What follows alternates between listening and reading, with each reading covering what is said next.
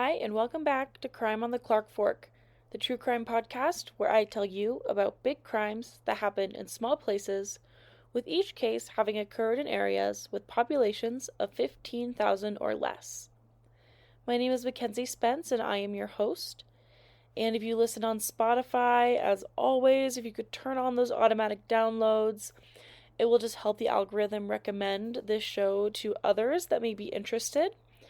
And if you want to be notified every time an episode goes live, you are also able to click that little bell button on the show's page and it will send you a notification. Episodes go live every first Sunday of the month, so welcome to August. I can't believe it is already here. I probably sound a little bit sick. I think I'm trying to get a cold or my allergies are just really acting up. But the show must go on, and I want to make sure I get this episode out for you all. With that being said, I'm just going to jump right into this one. This is a longer case, total of 12 pages of notes that I have, and nearly 4,500 words. So I'm just going to hop right in. The sources for this episode are Wikipedia, City Facts, Pathos, Associated Press, University of Illinois, University of Pretoria, the BBC, ABC News, The Washington Post, Britannica, The New York Times, and Religioscope.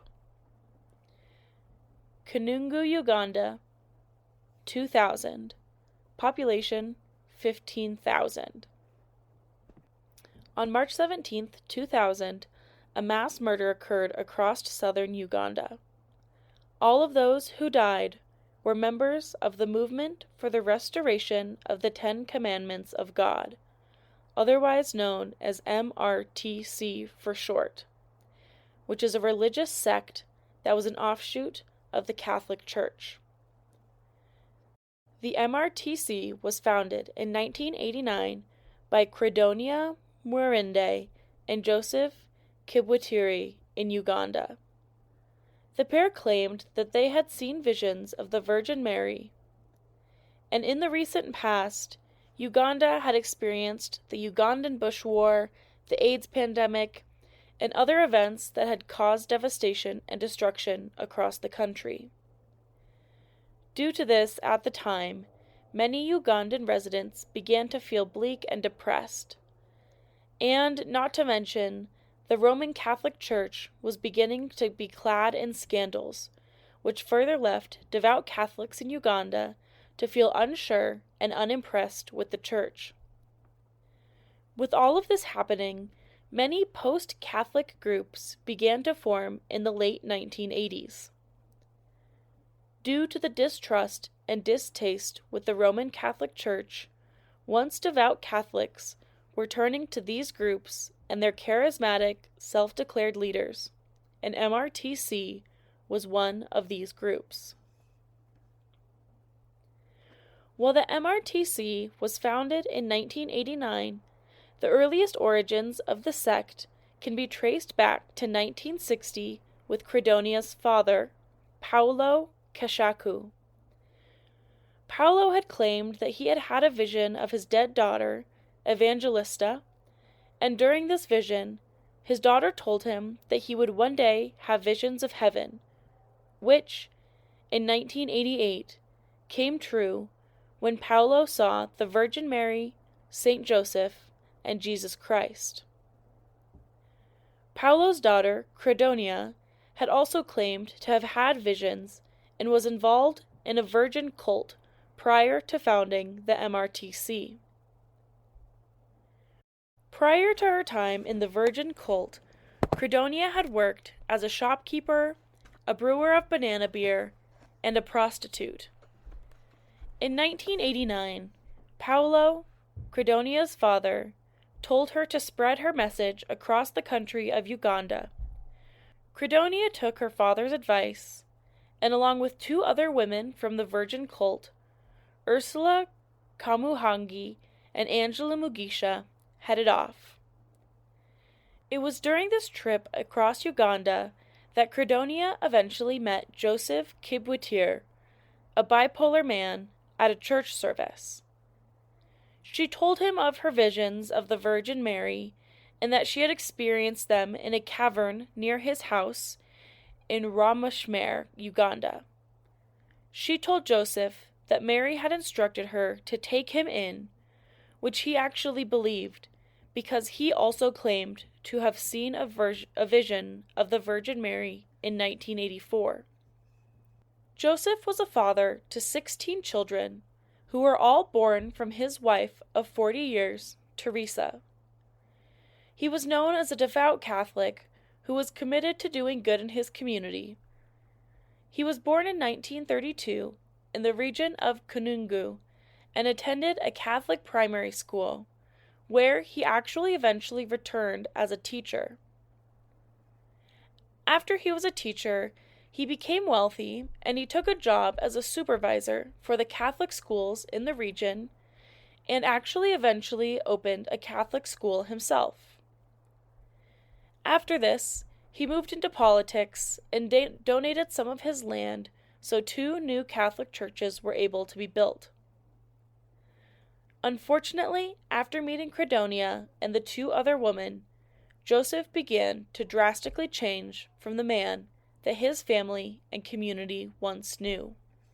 The movement for the restoration of the 10 Commandments of God is classified as an African-initiated church, which is a Christian church that is started in Africa by African people rather than being started by missionaries that are from other continents.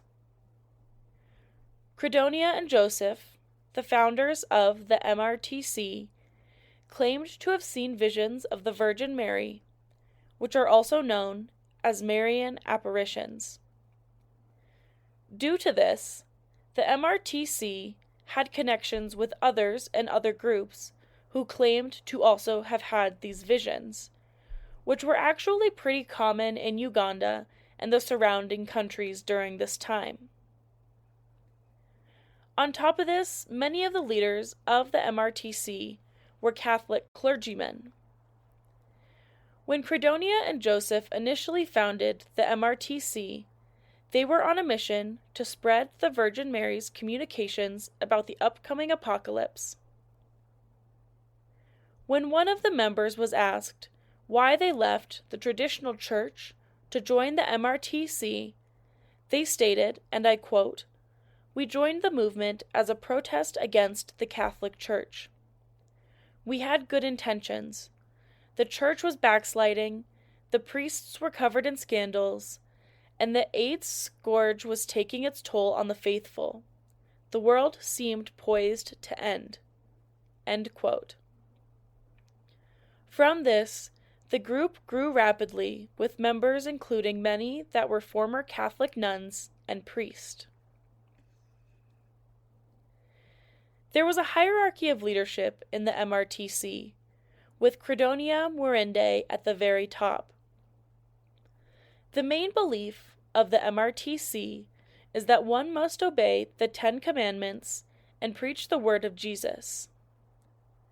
In order to ensure that someone wasn't sent to hell, they had to strictly follow the 10 Commandments to the point that those who were in the group were discouraged from talking in fear of breaking the 9th commandment, which is, "Thou shalt not bear false witness against thy neighbor." On some days, and on most days, the only way that the people in the MRTC communicated with one another was through sign language rather than speaking out loud. On top of this, sex and soap were not allowed, and on Mondays and Fridays, only one meal was allowed to be eaten.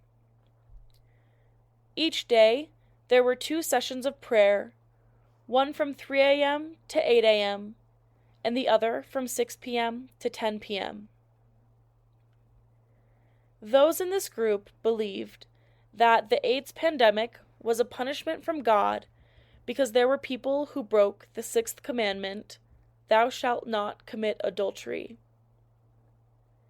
The members also wore matching outfits and lived on a self-sustaining commune in the Kunungu district of Uganda, where they ran their own schools, grew their own food, and mostly spent their days in silence as they communicated in sign.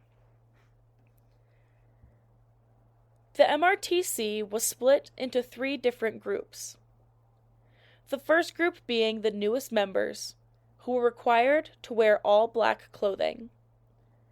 The second group were people who had promised to follow the 10 Commandments, and they were afforded green clothing. And the final group of people were those who stated they were willing to die in the ark and that they were required to wear green and white clothing to show this. If someone wanted to join the MRTC, they were required to read and be trained on the sect's 163-page booklet, which was titled, "A Timely Message from Heaven, the End of the Present Time." New members were often required to read this text over and over again, and this text taught of the MRTC's beliefs, including that the Virgin Mary was going to be involved in the end of the world, and that she had been communicating with the sect's leadership about this. And these members of this group believed that they were in danger 24 hours a day, and that they were being closely watched to see if they went against the MRTC in any way. And if they did go against the MRTC and their beliefs, the Virgin Mary, they believed, would curse them.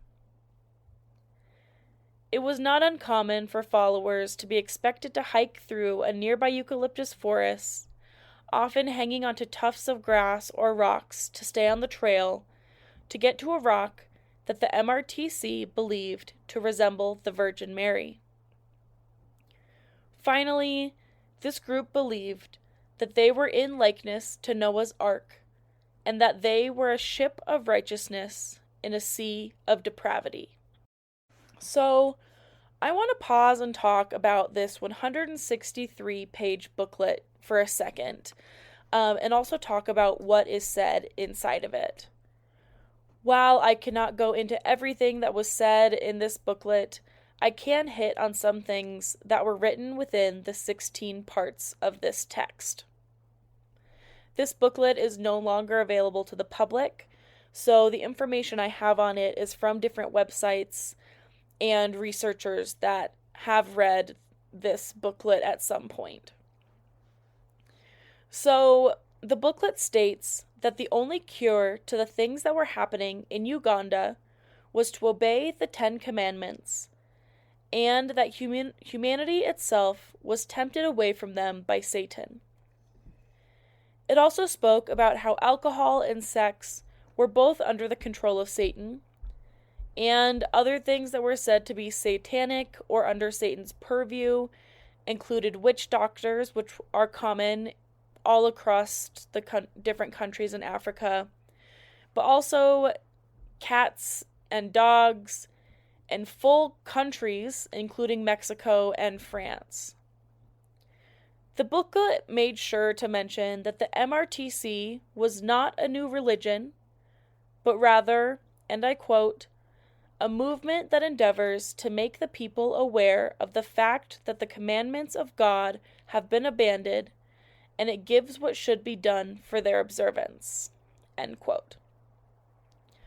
The booklet talks about how great the founders Credonia and Joseph are, with each of them receiving a full chapter about the visions that they had experienced of the Virgin Mary and Jesus. These visions that they had are then used to justify the sect's ban on speaking, sex, short skirts, and makeup, as well as its stance on fasting and work. Finally, when speaking about the end of the world, the booklet states that members who follow the 10 Commandments, or about a quarter of the population, would go into an ark or ship at the end of the world, and that ark or ship would bring them to the new earth. This new earth would be connected to heaven, so those that are in heaven are able to visit the people on the new earth. And it also states that Uganda would be the new Israel, and would then be required to convert the rest of the world to the MRTC. And on this new earth, there would be no death or hell to worry about. Once a new member studied the booklet, only then were they allowed into the community, both physically and spiritually. Getting into the MRTC was not the only difficult thing to do, because those that wanted to get out of the community and leave the MRTC were often physically attacked and also seen as traitors. Similarly, if someone began to stray from the expectations and norms of the sect, they would be disciplined in some way in an attempt to get them to repent for their sins. If they refused to repent, they were completely ostracized from the MRTC and any members that were in the group. Even if someone would repent for their perceived sins, they would be commanded to recite the rosary 1,000 times, which sometimes required the help of friends and family members to finish the punishment. For many that did succeed in leaving the sect, they complained of the harsh life that was required to be lived in the MRTC, as well as mistreatment of children, while others were upset about the favoritism that was given to some members of the MRTC, which meant that they were not required to do work such as cooking, cleaning, or fetching water.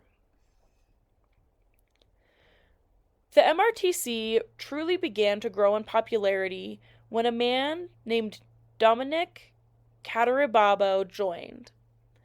Dominic was a priest who many respected and was actually rather popular in Uganda.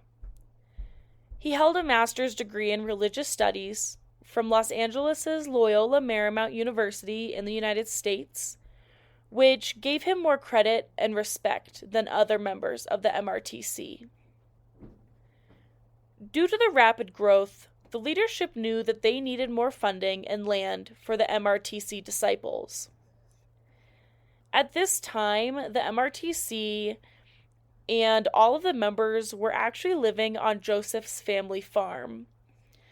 And at first, Joseph's wife, Teresa, and his children joined in on the activities of the MRTC, but not after long, the members began to mistreat them, claiming that the Virgin Mary told them that they had to keep food away from the family to punish them for their sins.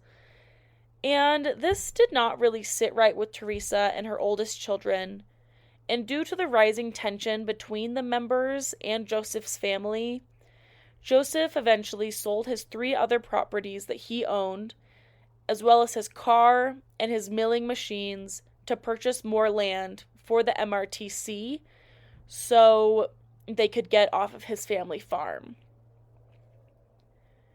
During this time, one of Joseph's old friends and his bishop, John Baptist Kakubi, actually ordered Joseph to desist, as he was now seen as a sinner in the eyes of the Catholic Church. Joseph refused and continued his work with the MRTC, but luckily, that public call-out by the bishop actually caused other community members to open their eyes to the reality of the danger that came with the group and stopped them in their tracks. A local churchgoer that knew Joseph had even said to the media that they were glad that the bishop had said something, because if he had not, she feared that most of the congregation would have joined Joseph and the MRTC. Eventually, Joseph was actually excommunicated from the church because he started questioning the leadership of the Pope, which was really the final straw for his hometown church. On top of Joseph selling his land and automobiles, the MRTC members were expected to pool their belongings and sell them when they joined the sect, and then give that money to the MRTC. Now, this was especially worrisome for family members of those that joined the MRTC, as many of them sold their land, which is actually incredibly important in Ugandan society. Land in Uganda is important for social stability, for employment, and for family stability, which is why many family members opposed to their loved ones joining the MRTC. This selling of land had even led to a handful of court cases that family members used in an attempt to keep land ownership for the family to avoid the catastrophe that would result from the family losing their land.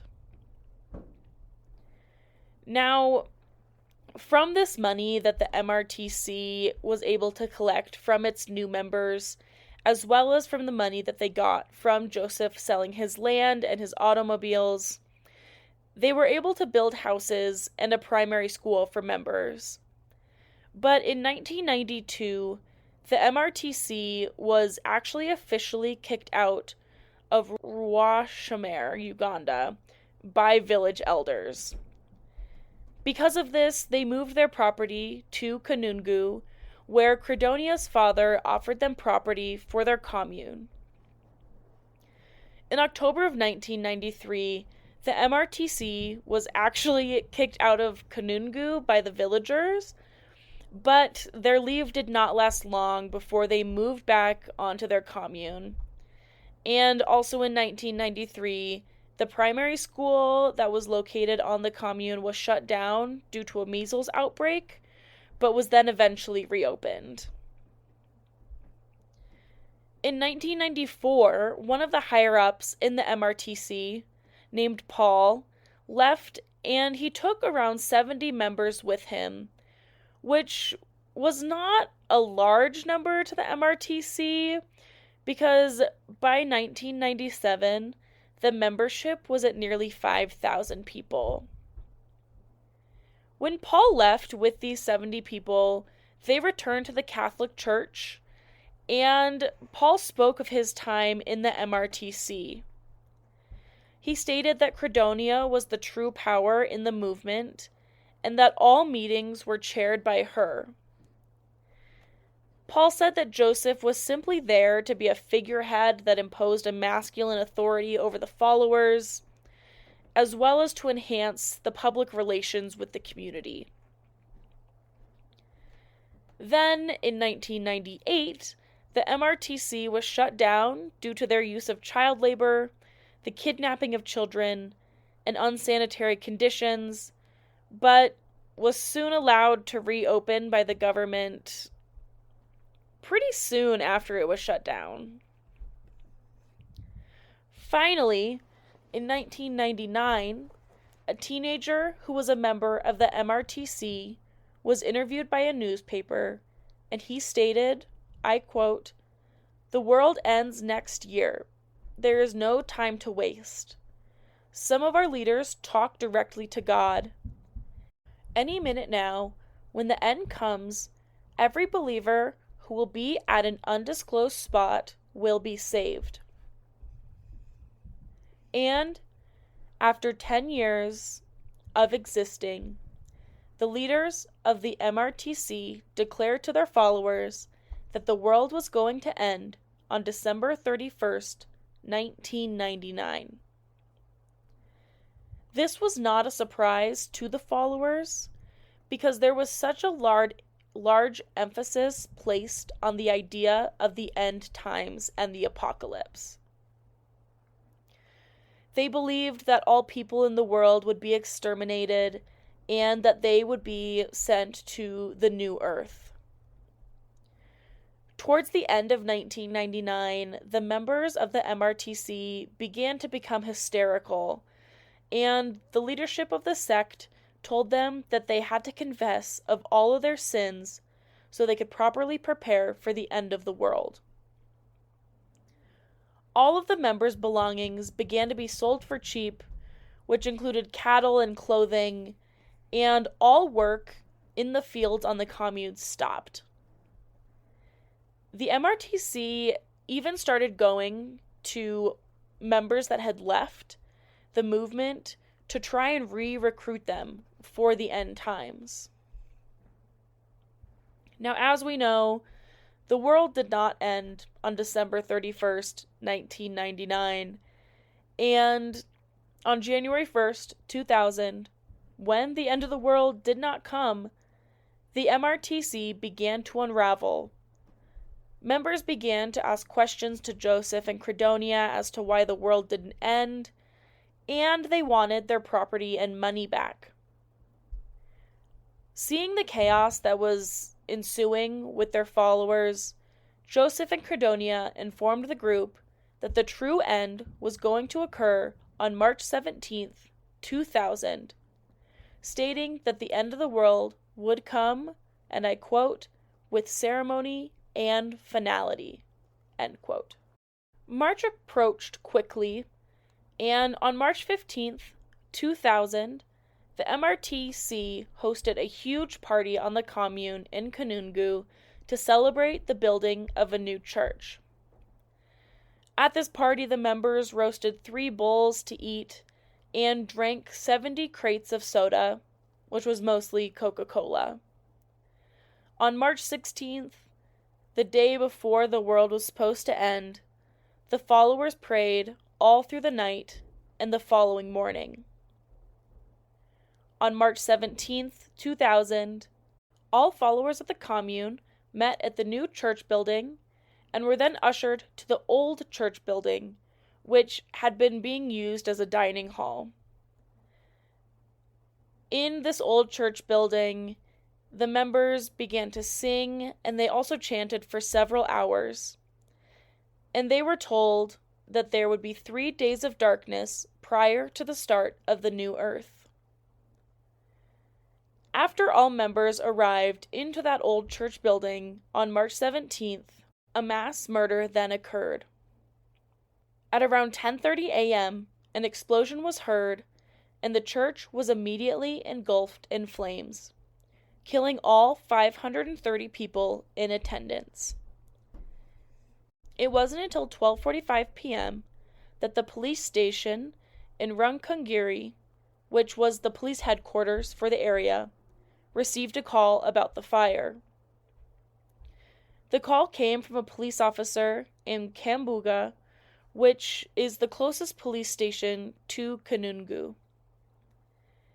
The police officer in Kambuga told the officers in Runkungiri that there had been a fire at the MRTC compound and that people had died. It is believed that the members of the MRTC were told that the Virgin Mary was going to appear to them to save them from the end of the world, and that she was going to be clothed in flames. When the authorities arrived at the scene, they found that all of the doors and windows had been boarded up to ensure that no one would have been able to leave. But it also did not seem as if there was a struggle, because all of the bodies were in the center of the building rather than near any of the exits. The bodies were so badly burned that some people were burnt to bones and others were left as ashes. No one was able to be positively identified, and they were all buried together in a mass grave right next to their church. A neighbor that lived near the commune stated that the fire caused everything in the area to be covered in soot, smoke, and the smell of burning flesh. And this smell left many people who lived nearby unable to eat meat for several months. During the investigation, it was found that Dominic, the man with the master's degree from the U.S., had bought 50 liters of sulfuric acid just day before the mass murders, which is what is believed to have started the fire in the church. Authorities were also sort of perplexed, as there was another party planned for March 18th on the commune, but it's actually believed that that party on the 18th was a way to mislead those not in the MRTC to their plans. On March 20th, 2000, 3 days after the mass murder, Ugandan authorities began investigating other properties owned by the MRTC, which were located across southern Uganda. This is when they began to find other bodies of MRTC members. There were 6 bodies found sealed into the latrine of the Kunungu compound, and 153 bodies were found in a mass grave at another compound in Buhunaj. When they started looking into Dominic's property in Rugazi, authorities found an additional 155 bodies in a mass grave in a sugarcane field, and some of which were stabbed while others had cloth wrapped around their throats. 81 bodies were found at Joseph's farm, 44 of which were children. And those that were found at the farm were found to have been murdered up to 3 weeks prior to the explosion at the Kunungu commune. Also found at Joseph's home were documents about an Australian doomsday group, the Marian Workers of Atonement, which authorities believe may have influenced the MRTC's beliefs and practices, including the idea of speaking to the Virgin Mary.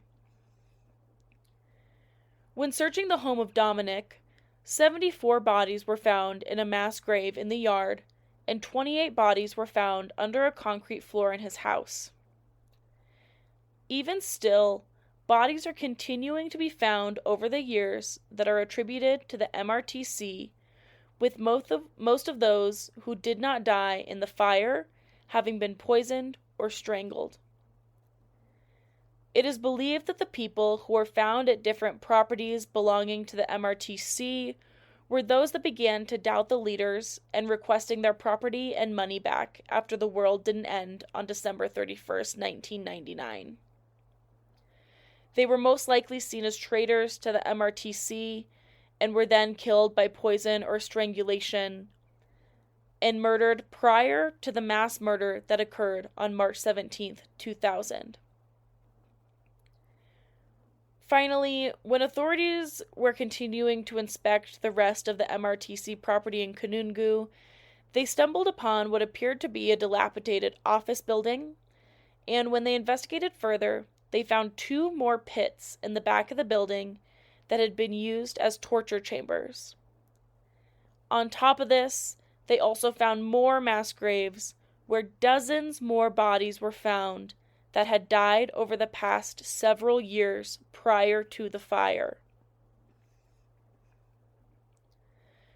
11 years after the MRTC was founded, over 900 followers either committed suicide or were murdered across southern Uganda, with the official death toll sitting at 924.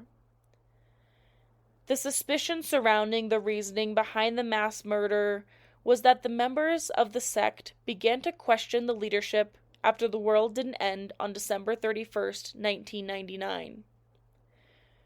Due to this, it's believed that the leaders of the MRTC set a new date, March 17th, 2000, to eliminate their followers. Many researchers believe that this theory, due to the fact that bodies were found at sites other than the commune, the windows and doors were boarded up prior to the fire, and the purchase of the sulfuric acid just day before the explosion by a movement leader, all points to the idea that they were there to exterminate their followers. They also believe that it was an extermination because the leadership of the MRTC had never spoken of mass suicide with their followers while they spoke about the end of the world. And even today, authorities have never been able to definitively say that Joseph, Credonia, or Dominic were even killed that day. It was initially assumed that they also perished in the fire, but it's come out that the Ugandan police believe that Joseph and Credonia, at least, are still alive, and they have even put out an international warrant for their arrests. In 2014, the Ugandan police announced that reports had been made that Joseph was spotted in Malawi, but as of 2025, none of the leaders have been located, and no one has been persecuted for this mass murder. Now, the day before the fire killed hundreds of MRTC followers, Joseph's family received a package in the mail that contained books and other documents related to the MRTC, as well as a certificate of registration and a copy of the Ten Commandments, along with other items from the movement. Joseph's family believes that he sent them these things so they would be able to carry on the message of the MRTC after he was gone, whether that meant he was dead or he was in hiding. Now, you may have noticed that I have not called the MRTC a cult so far into this episode, but I've rather called it a sect, specifically a sect of Catholicism. This is because, according to a paper by P.M. Venter from the University of Pretoria, many researchers warn against using the Western models of cultism when speaking of African-initiated churches, or speaking of situations that are unique to Africa. With that being said, there are many indicators of the Western ideas of cultism that the MRTC does exhibit. According to Venter in this paper, there are 4 main psychological characteristics that may point to a group or society being a cult. The first is closed-mindedness. The second is genuine antagonism on a personal level. The third is discrimination and intolerance for any position other than their own. And the fourth is isolation. Each of these can be seen with the MRTC. They showed closed-mindedness and intolerance of other positions in the fact that they believed that they held the one and only truth to survive and be saved at the end of the world, that the 10 Commandments needed to be followed as closely as possible, and that those that do not follow this were going to be sent to hell or were being controlled by Satan. They created an isolated commune that was both hard to get into, but also hard to get out of. They had animosity toward those that left or tried to leave the MRTC, at times even attacking them physically. Another characteristic of the sect that closely relates to many cults is that the MRTC was led by a single, charismatic leader who claimed to have revelations and declared themselves a prophet, which is what Credonia did. With all of this being said, I would consider MRTC a cult in the Western sense of the idea. But I also want to appreciate that researchers and experts that study African-initiated churches err against the use of the term, which is why I wanted to bring it up here at the end. We will never know the full truth of the movement for the restoration of the 10 Commandments of God, or who all died that day. And today, the 48-acre commune in Kunungu has been incorporated into a tea plantation. The owner has shared that they're planning to create memorials across the property to remember the hundreds of people who were murdered on that property in the year 2000. Now that is the end of this case. I had never heard of this before. I feel like you always hear about Jonestown, which happened around the same time that this did, but more people died in this situation because of the MRTC than in Jonestown. So I find it fascinating that I have never heard of this religious sect and this mass burner before. Now, as always, please give me 5 stars on Spotify and Apple Podcasts. And if you're really feeling into it, leave me a review on Apple Podcasts. I'm always looking for cases to cover, so if you have a case suggestion, please visit the link in the show's Instagram page at Crime on the Clarkfork. And on that Instagram page, I post pictures from the cases that I cover. So if you give that a quick follow, and let me know what your thoughts are on this case. Do you think Joseph, Dominic, and Credonia fled Uganda and lived the rest of their lives in hiding? Or do you think they died that day on March 17th, 2000?